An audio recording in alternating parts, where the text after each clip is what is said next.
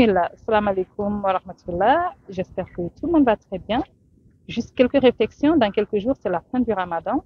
Le mois qui vient de s'écouler, ce Ramadan que nous venons de vivre nous a donné une très, très grande leçon. Et cette leçon, c'est que nous sommes capables de nous priver, de manger et de boire pour faire plaisir et pour obéir à Allah subhanahu wa ta'ala. La seule raison qui a fait que nous sommes privés de manger et de boire, c'est parce que Allah nous a ordonné de jeûner le Ramadan et nous lui avons obéi. Alors, donc, la leçon que nous avons à tirer de ce mois qui vient de s'écouler et de ce que nous avons réussi à faire, c'est que tout au long de l'année, nous sommes également capables de nous priver de toutes les autres choses qui nous a interdites pour le reste de l'année. Donc, c'est un peu comme si le mois de Ramadan nous donnait en fait confiance en nous. Tout ce que nous pensions ne pas pouvoir arrêter, Dieu, il est en train de nous dire, en fait, non, regarde, tu as pu ne pas manger, tu as pu ne pas boire, pourtant ce sont des besoins essentiels à ta survie, et tu as pu ne pas le faire pendant plusieurs, de longues heures, hein, parfois même sous le soleil.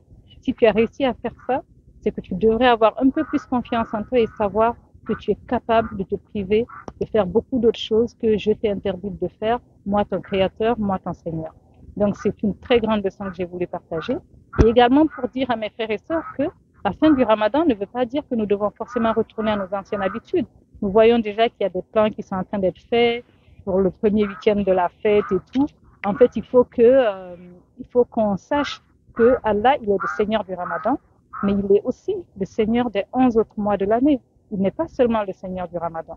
Donc, pourquoi ne pas continuer nos bonnes habitudes au-delà du Ramadan, en sachant que Allah, il est là pendant le Ramadan, il est aussi là pour le reste de l'année. Il reste toujours notre Seigneur et on reste toujours ses esclaves. Donc, c'est également un encouragement pour nous d'essayer de maintenir le cap, de maintenir les bonnes actions que nous avons réussi à intégrer dans nos vies pendant toutes ces semaines qui viennent de passer.